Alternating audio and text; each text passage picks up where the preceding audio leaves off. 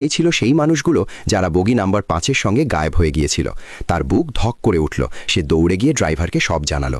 Driver যখন গায়েব হয়ে যাওয়া বগির কথা শুনল, সে পুরোপুরি হতভম্ব হয়ে গেল। কারণ কোনো বগি আলাদা করতে হলে ড্রাইভারকে নিজে হাতে ম্যানুয়ালি সেটি করতে হয়।